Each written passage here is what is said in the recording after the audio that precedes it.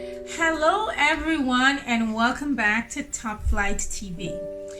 In today's video, we're going to be talking about the state of Virginia being the state for lovers. Now, when we got to Virginia, this is something I did not know at all. When we got to Virginia, I was reading a pamphlet and the pamphlet said, "Welcome to the state for lovers. Virginia, the state for lovers," or something of that sort. And I was a little bit taken aback, but because of where we were, I wasn't able to jump on my phone and to Google it to see what it was about. After doing my research, I found out why it was called then, and it's still called that today, the state for lovers. So before I tell you about that, when I found out, I was in the sitting room and I was reading, so I went to the bedroom where Jermaine was sleeping and I said, "Hey honey, did you know that Virginia is called the state for lovers?" And he was like, "What?" he was a little bit excited to hear that too, because we didn't know that. I just started feeling differently. Like I started admiring Jermaine a little bit more. It's almost like a rekindling of our love, And I don't know if some folks say it's mind over matters, only because I came upon the pamphlet. That's why I started thinking that way, because wherever attention goes or awareness goes, attention flows. We know that.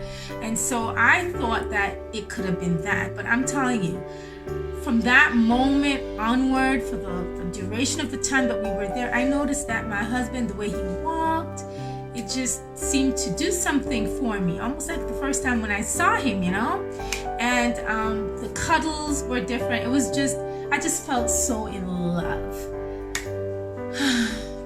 Okay, so I felt so in love all over again, and this trip was not a anniversary getaway. It wasn't a trip for the both of us.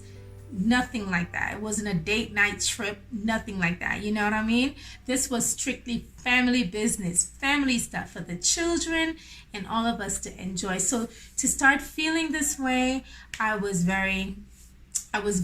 became more intrigued. I wanted to know more about why it was called the state for lovers. And so I found out that there was a court case back in 1967 between a biracial couple versus the state, where they wanted to be able to just to be free to love each other. But back then, because of the political unrest and racial and all that segregation and stuff, it was a little bit difficult for them to be together. So they took it to court.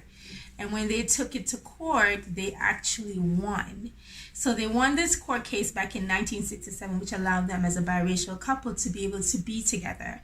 And then the tourism sector of the state back in 1968 just took it on and just created a slogan, "Virginia is for lovers," from that. And then it became something that they exported nationally as well as globally.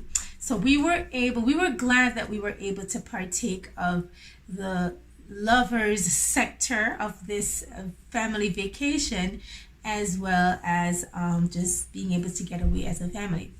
Now, Jermaine and I are going to get ready to answer a question that was sent in to us, wanting to know a little bit more about our relationship. And so stay tuned as we answer these questions for you.